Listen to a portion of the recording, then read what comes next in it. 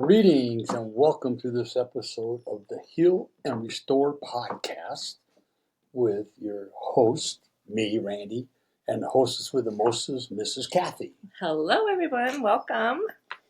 We're back again for another session. We're now out of April. Oh, yeah. Here we are in May. And here we are in May. Man, this year is just blowing by fast, really fast. But, yeah.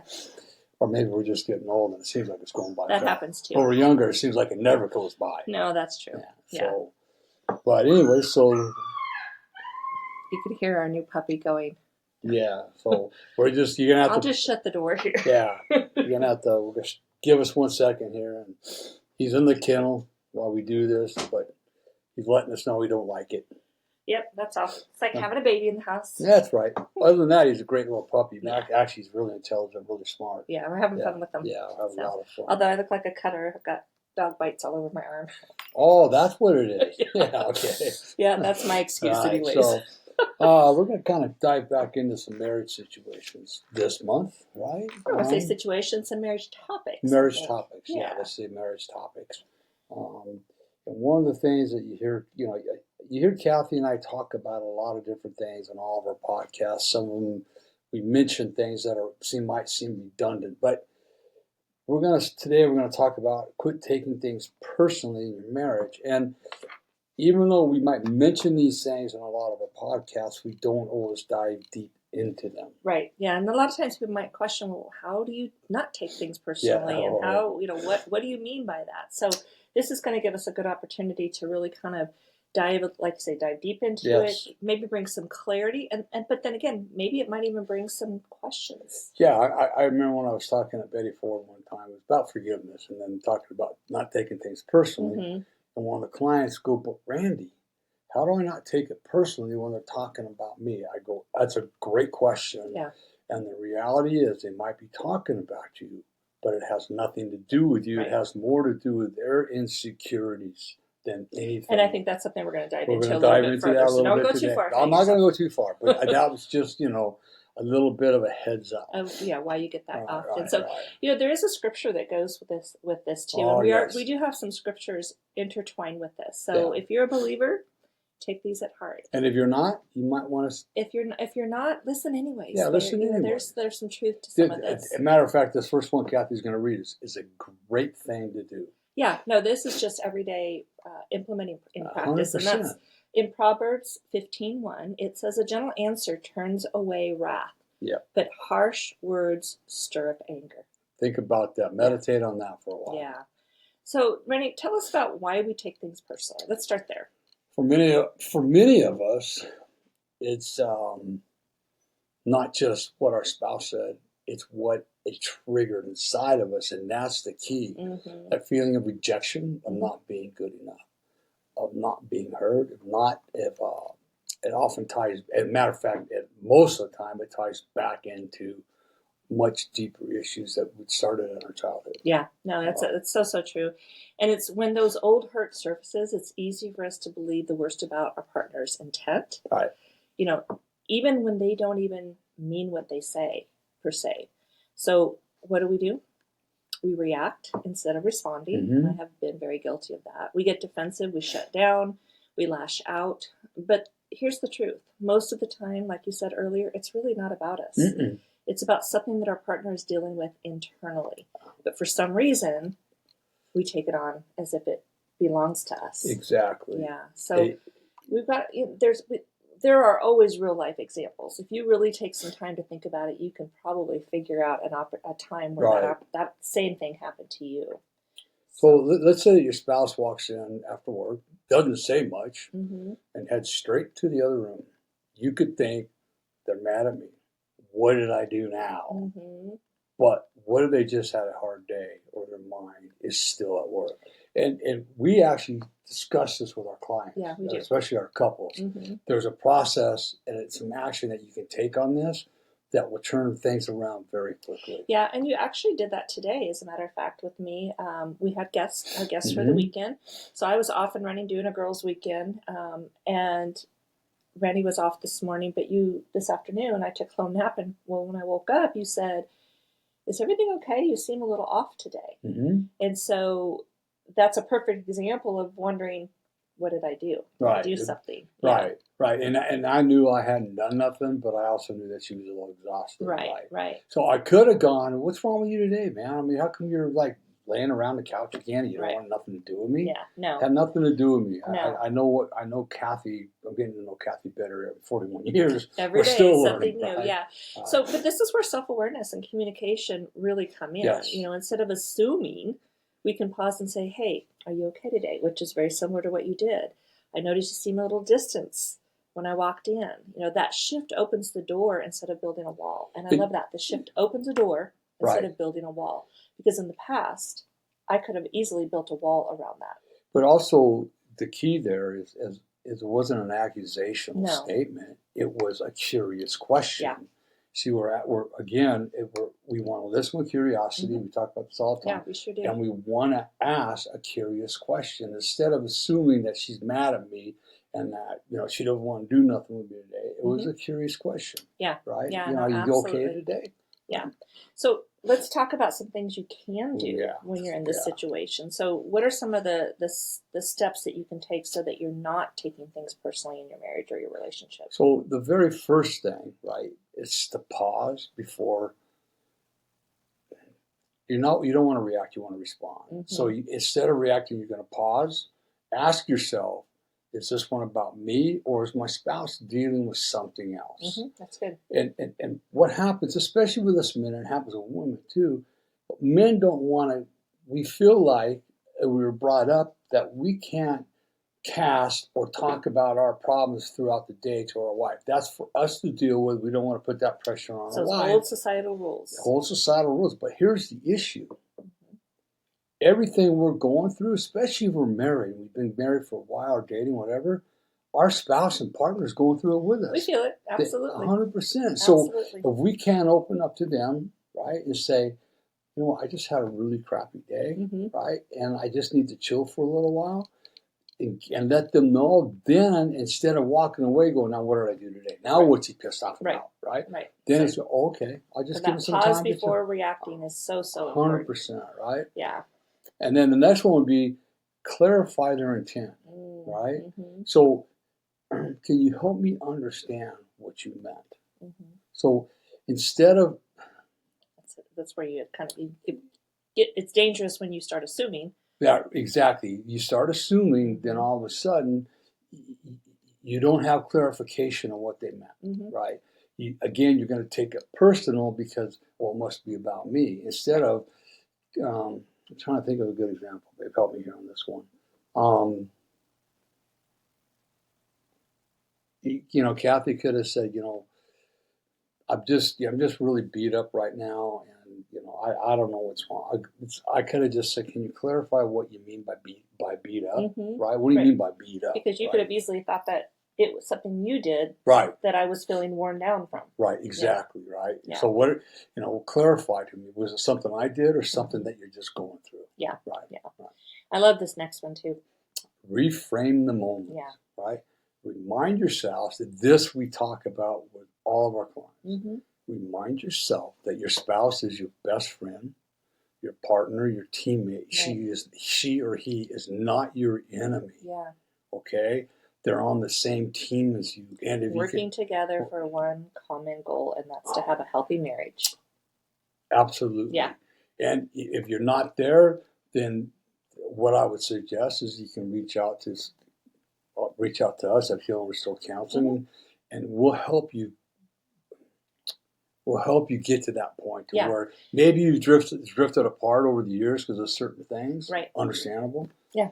But you reach out to Heal and Restore Counseling, we will help guide you back to become teammates, to become best friends again. Yeah.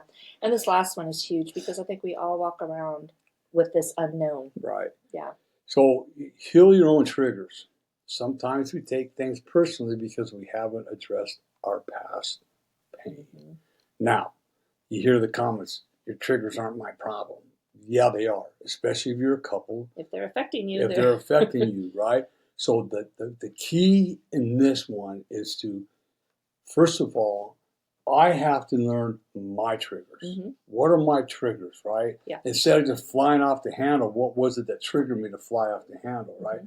So that once I know my trigger, then I can communicate to Cathy, hey babe, when we had this conversation the other day, and I just go back to that day with the bills, right? Mm-hmm.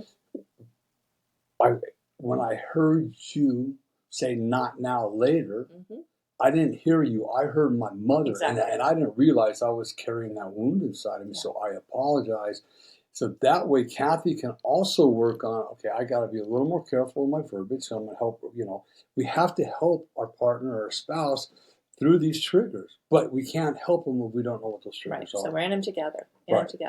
So I just want to remind you again of Proverbs 15:1. A gentle answer turns away wrath, but a harsh word stirs up anger. So Mm-hmm. gentleness starts with how you hear each other, not just how we speak to each other. How would it have been different, or would have gone there? I can't believe you're sleeping again. Yeah, it would have been different. It would have been a whole different, right? I would have probably gotten defensive, walls up, shut down, all of the things that are the bad behaviors. Exactly. So we also want to take time and have a moment to reflect. Yes. And so how does a person go about reflection, self-reflection, and taking that moment? Again, it's take a moment, okay?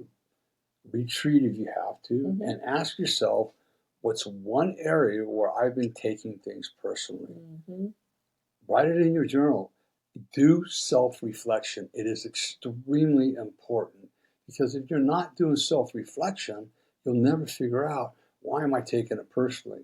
And what might change if I gave my spouse more grace instead of assuming the worst? Mm-hmm. Right? Yeah, journaling is key to a lot of this. And the self-reflection, when we put things in writing and we put it before us, we actually see things differently than what's really going on in our head. Even though our head and our mind is what's processed the words, right? It's still an opportunity to look in, like basically your journal is your mirror. Okay. It's your reflection. So what's one area that I'm taking things personally? Mm-hmm. It's just who I am. I hope you don't like it. I hate that.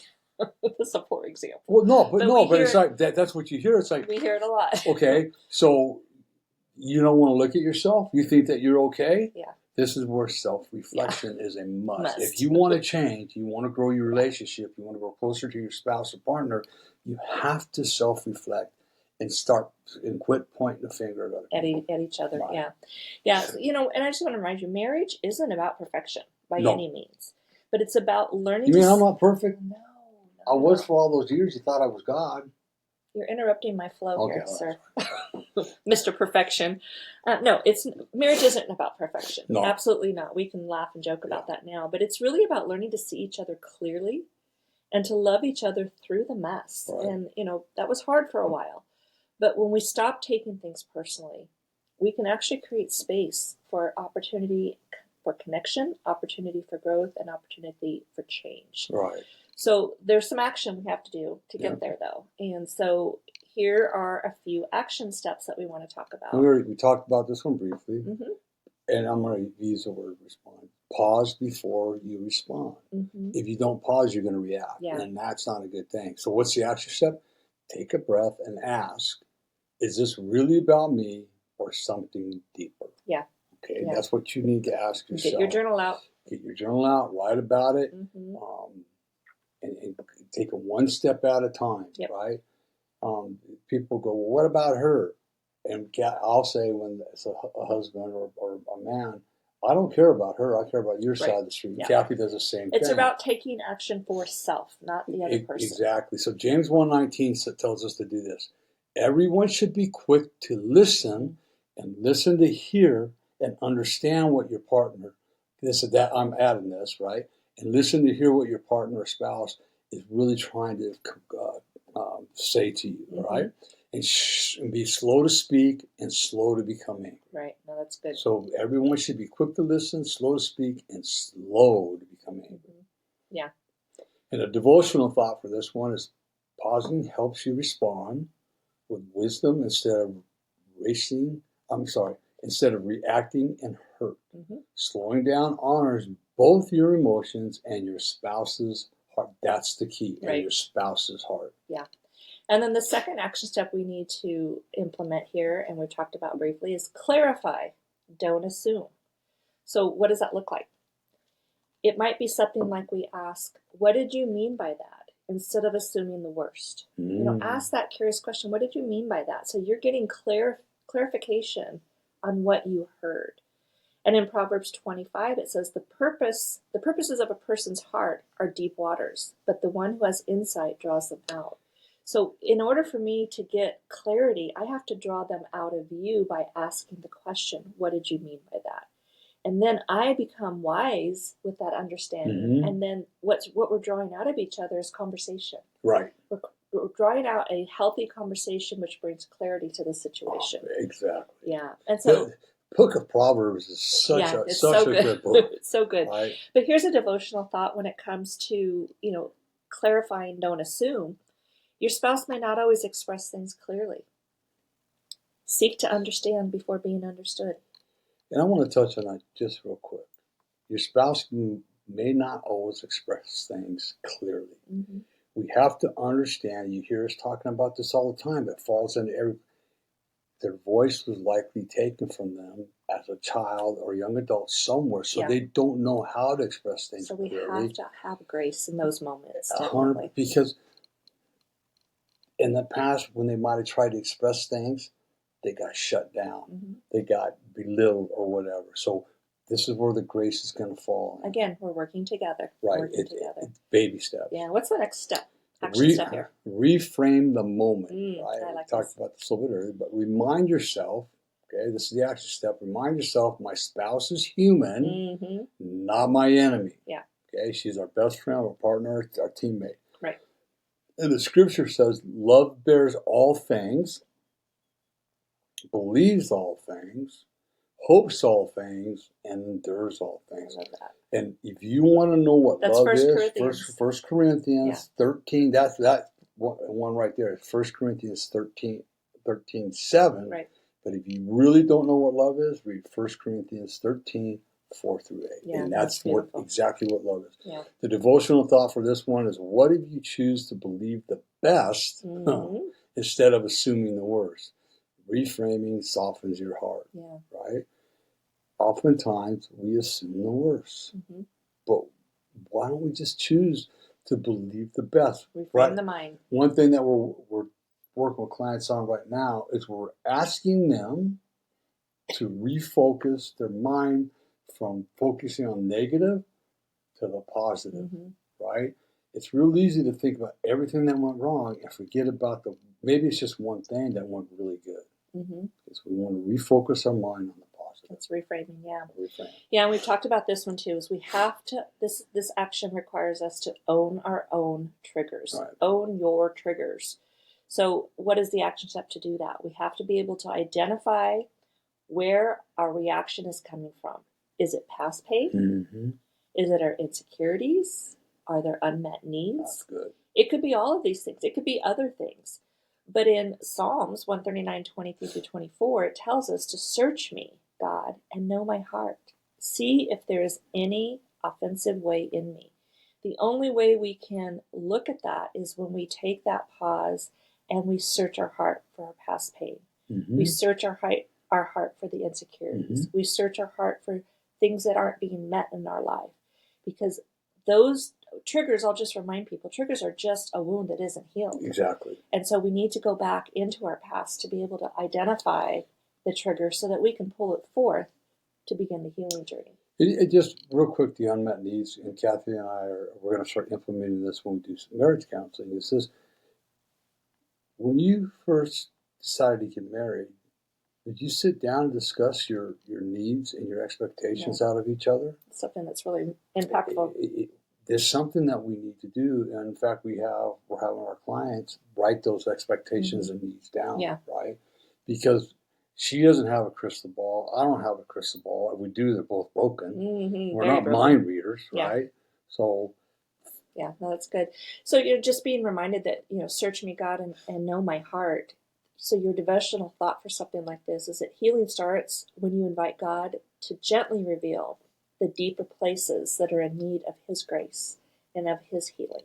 So invite Him in. Invite Him in to identify those triggers. And for those of you that know me, 20 years ago, I wanted nothing to do with God, right?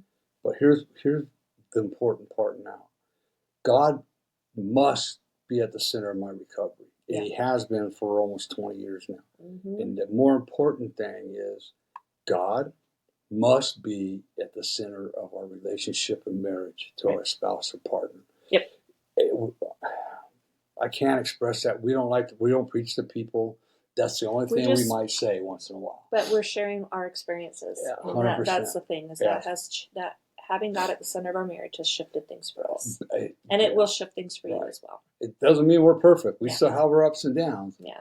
But it's getting a lot better. So what's our next action step here? Focus on intent, not just words. Intent. That's a big word. It is a big word. So ask, is their intent to hurt me, or are they struggling? Get out of self. Yeah. You have to, are their intent to hurt me? Kathy doesn't want to hurt me. No.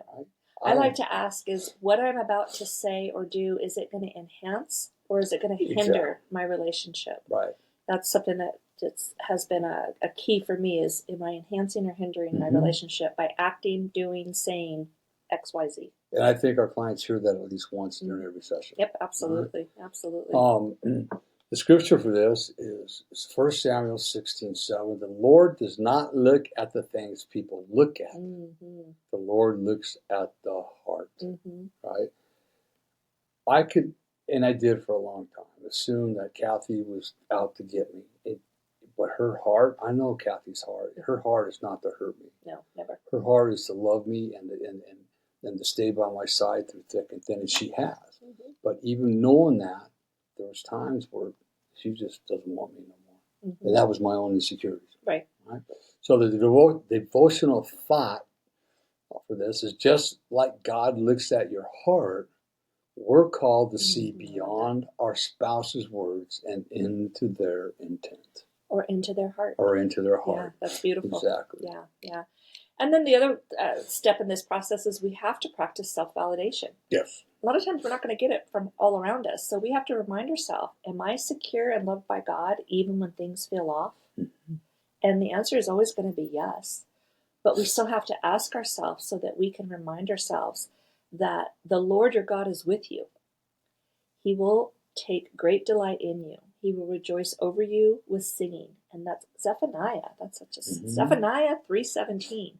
So he's always going to be with you. But sometimes we have to self-validate that. We have to remind ourselves, God's with me. I'm going to be okay. We're going to get through this. This looks hard. I'm uncomfortable. But our devotional thought in the process is your worth isn't based on how someone else is acting today. Whew, what a relief, huh? Right. It's rooted in God's unchanging love for you.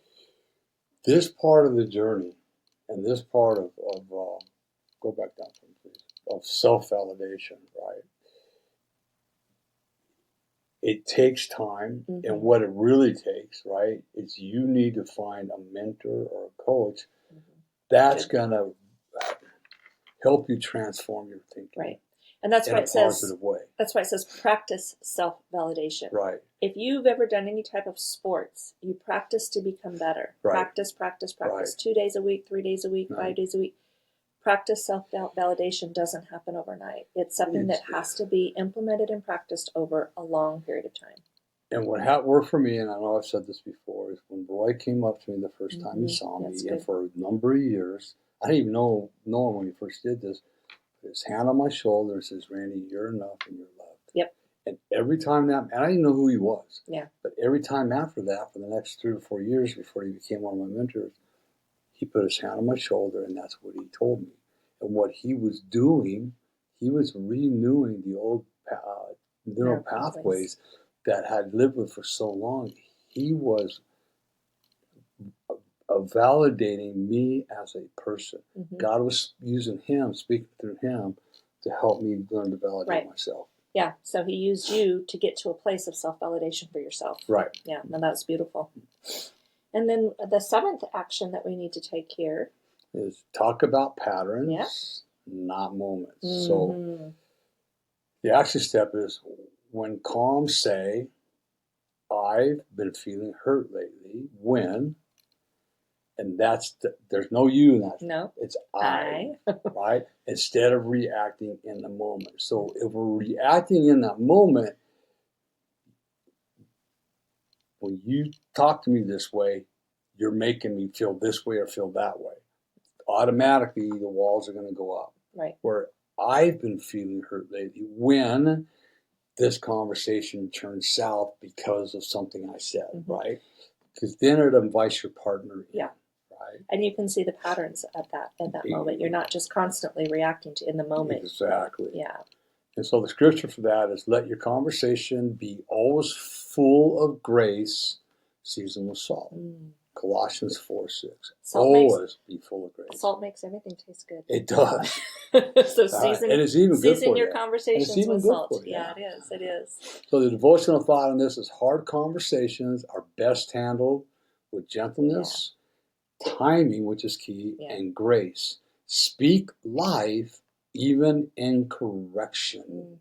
And that is the way we do it. It's like a sandwich. Positive, correction, positive. That's right. That's true. That's true. So those are some of the patterns that we have related to, or some of the steps and action steps that you can take related to not taking things personally in your marriage. And so as a result of that, we just want to invite you in to take some of these into consideration. Maybe take one of them and work on it each week. This would be like a call to action. Maybe you start off with the very first one, which was pause before reacting.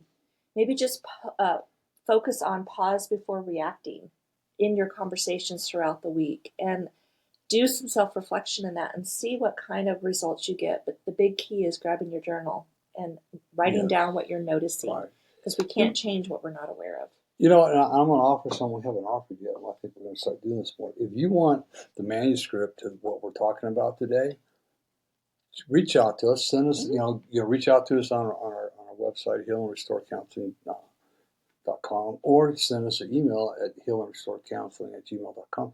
We'll be glad to send you these transcripts. Right. And I think we're starting to put this on Riverside.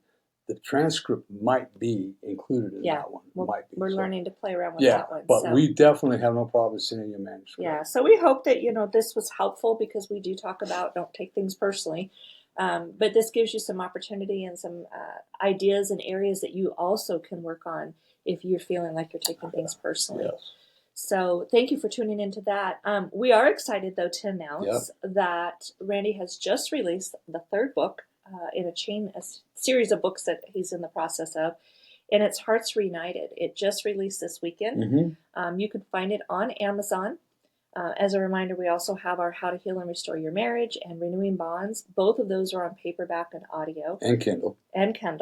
And then the Hearts Reunited just released. It's on paperback. It will soon be on audio. And it's on Kindle as well. And it's on Kindle. Oh, God, we're moving right along here. So we just invite you to check those out. If you're interested in coaching, whether it be personal coaching, relationship coaching, marriage coaching, addiction coaching, trauma coaching, we are also always going to offer our no cost to you, freebie-deebie, 1-hour discovery session. Right. This is an opportunity for us to get to know you. You get to know us. We want to make sure we're a great fit. One of the benefits of working with both Randy and I in a relationship situation is that you get both of us. You get both of us to see each of our perspectives. We've had experiences, and there may be times when I'm like looking at the guy saying, okay, well, have you thought about this? And Randy might say to the woman, hey, why don't you look at it this way? You don't get that in a lot of places. So I just feel that's one of the keys that we get, the feedback we get, is that people relate to the fact that there's two of us. Right. And that it makes it more relatable. We even had one young man say that he didn't feel like in a therapist, in the past therapist, it was a female, and he felt like she was picking on him, attacking him, that type of thing. So having another man in the room brought peace to him as well. Not that we are going to do anything that's going to persuade him one way or another, or that we would be persuaded by, but just to have that neutral ground. And the one thing that I always like to tell people too is we're non-biased. We don't take sides. Yep. We're non-judgmental. We don't condemn people, right? We give people grace. We don't pat people on the back when they need to be correct it, but we do it very much in a loving way. Right? Yeah, so we invite you to go to our website at healandrestorecounseling.com if you are interested in a 1 hour, no cost discovery session. No, there's no commitment to you at that point. It's really just to get to know you, you get to know us, and then we get to share about our program, how it works, and how you can benefit from them. So check that out. We would love to have you. Yep, and check us out on Instagram, Facebook, TikTok, and YouTube. And YouTube as well. These old people are getting all the social media down. We're getting it down.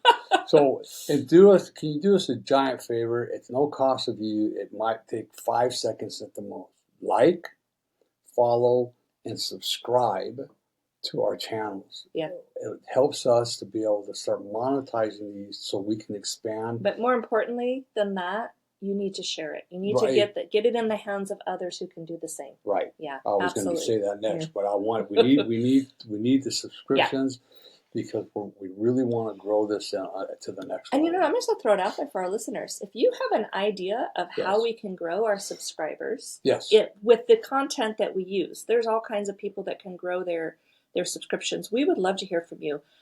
We want to be able to put some goals together for ourselves to get 100 subscribers, 200 subscribers, and on up. So we would love to have that. I want to put one more thing out there. If you're an intern in social media stuff, or you're starting to work on platforms like that, and you're an intern, reach out to us. We could use somebody to help probably edit our just help us. We don't even know what we might need. We don't even know what we might need. But if you're an intern looking to get some hours in for your internship, feel free to reach out to us. Let's see if we can work together. If we can help you and you can help us. Yeah, absolutely. Good stuff. Yeah. So okay. Awesome. Is that it, babe? We got it. And what are we going to do next week? So next week we have another topic related to our marriage, and so we're going to be talking about vulnerability. Ooh. Sometimes that's a hard word. That's a tough one. Vulnerability, it's the hidden strength in your marriage. And a lot of people think of vulnerability as a weakness, but it actually is going to be a strength. So be sure to tune in next week as we talk about vulnerability, that hidden strength in your marriage. 100%. So remember, if nobody tells you they love you today, Randy does, Cathy does. I do. More importantly, God does. Be blessed, everybody. Have a fabulous week. Have a great week. You got to click it twice, honey.